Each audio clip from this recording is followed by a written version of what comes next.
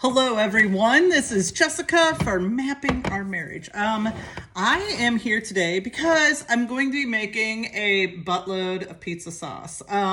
We bought a wood-fired pizza oven. I'm actually not going to be using it tomorrow for this project, but I like to make a batch of pizza sauce myself, kind of have it made ahead of time, ready to roll.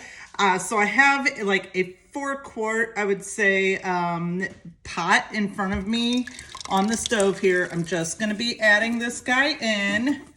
Now, I'm going to tell you, sometimes the pizza sauce, I like to add a little bit of tomato paste as well, just because it's more that concentrated, tomato flavor. Unfortunately, I don't have any on hand right now, so we are going with this. And it's just gonna be what it is. You are gonna notice some dishes in my background. I can't help that right now. I was actually producing a live video a little bit ago. Today is actually National Chicken Cordon Bleu Day. So if you don't follow my Facebook page, now's a chance to go and do that. You will see that recipe right there. I did it live, nice and simple for everybody on that page. But tomorrow is deep dish pizza day. And of all things on this planet, one of my favorite things in the world, not joking, is a deep dish pizza. In fact, Giordano's, the original out of Chicago, is my favorite. You really can't go wrong. So I went ahead and poured that in there. I turned my stovetop, I'm gonna tell you, it's like somewhere between low and medium. I've got it on like number 4. If you're an electric stove, that's where mine is. So we're gonna add our spices and such in here. If you had a tomato paste, go ahead and add a can of it in there.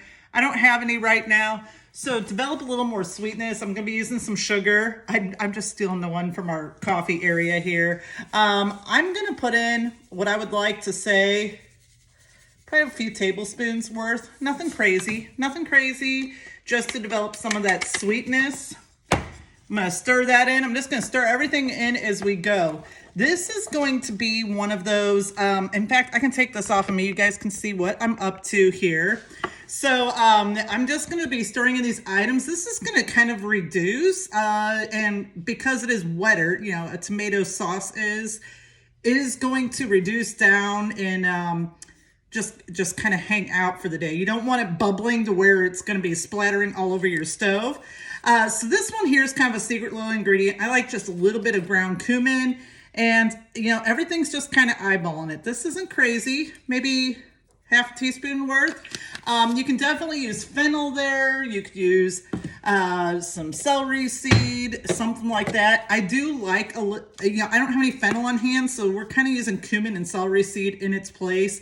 It is so a little bit of celery seed as well, maybe like a half a teaspoon as well. Between those two, a teaspoon. If you had your fennel on hand, you either want ground fennel or you want to ground it yourself with like a mortar and pestle or a spice grinder.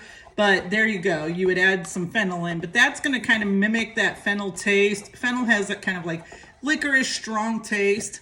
I'm going to do a little bit of ground thyme here. Now, I love using fresh spices. I'm going to tell you, the only one I have on hand right now is dill. So I made some awesome dill and Havarti grilled cheese the other day that was so phenomenal. It had sliced pickles on it. Oh, it was so good. All right, following along, oregano. Now here's my tip. I've shared this earlier on my page as well. I'm gonna do probably about a tablespoon worth oregano. Okay, so what a good way to do this. I picked this up from Rachel Ray. I can't, and where she got credit for it, I don't know. But a good way to really awaken your spices if you're using dry versus fresh is to crush them between your hands and awaken up that, the essential oils and stuff that are within your dry spices.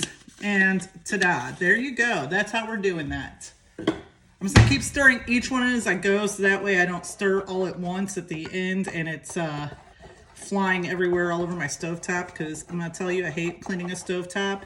I hate flat top stoves. I gotta admit it, guys. This is not my it's not my cup of tea. I wish we had a gas line in this house. We just redid the floors and we're gonna be getting a new stove soon because we're switching to all stainless steel appliances.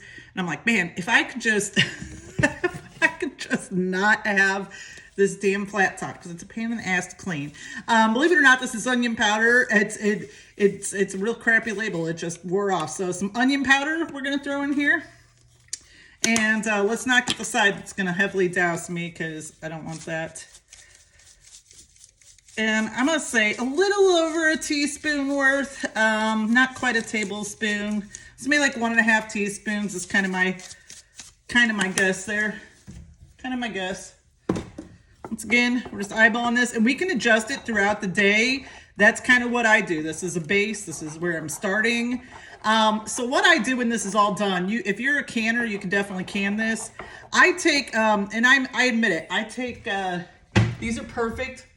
These are a perfect size.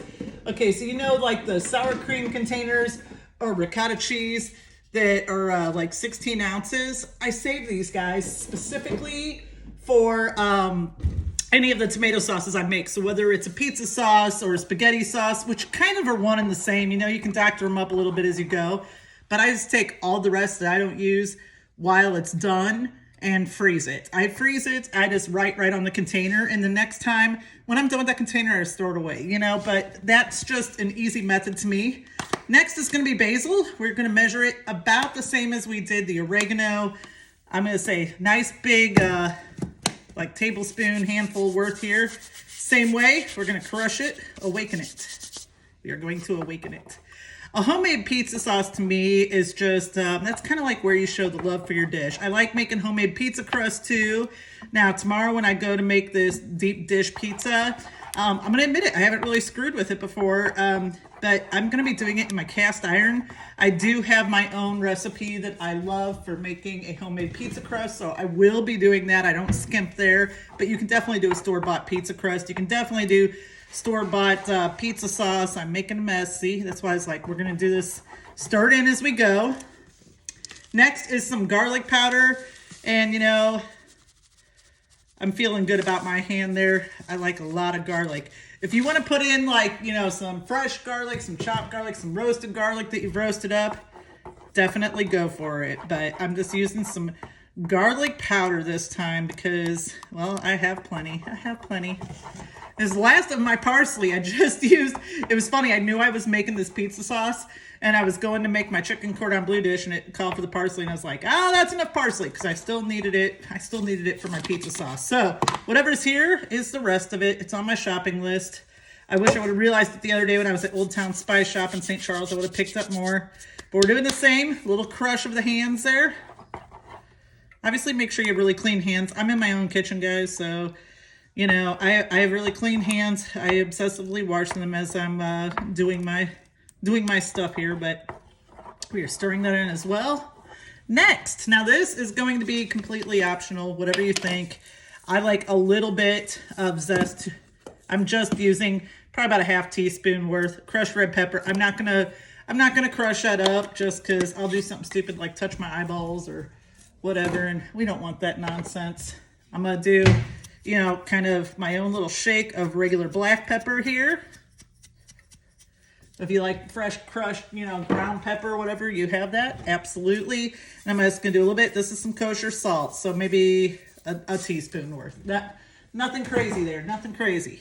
Once again, this is completely customizable, completely, you know, whatever you feel. So the only thing I wish I had was a little bit of the fennel. I wish I had some tomato paste on hand, but we're working with what we have. So this is gonna just cook kind of on that low medium heat here, and it's gonna take, you know, I don't know, whatever you think. Maybe when it reduces to about 3/4 of the pot, to me that's kind of when it's done. So I'll just keep checking in on it, giving it a stir every once in a while. But I really like those flavors to develop. So an easy homemade pizza sauce. You can definitely adapt this if you want to put meat in it. You know, could you do some like Italian ground sausage, something like that? Absolutely. You know, you do you and what your preferences are. I'm just doing a nice one here. So you're seeing it. That's what we're doing. So I'm going to have plenty of pizza sauce to work with. I'll have these in my containers. And anytime I know I want to make pizza, I'm going to sit there and just take one of those out, put it in the fridge so I have it ready for the next day. And it's always about the perfect amount for a pizza, about that 16-ounce size. So if you have some of those 16-ounce containers, save them because they're perfect for batch freezing sauces like this. Anyway, thank you for tuning in, and I can't wait to catch you all over on my page, Mapping Our Marriage. It's over on Facebook. Find me, like me, follow along for just recipes for fun, for different things, because I'm having a lot of fun with it, and I'd love to have you guys all tune in. I'm new to this, but it's fun. I'll talk to you later. Bye-bye.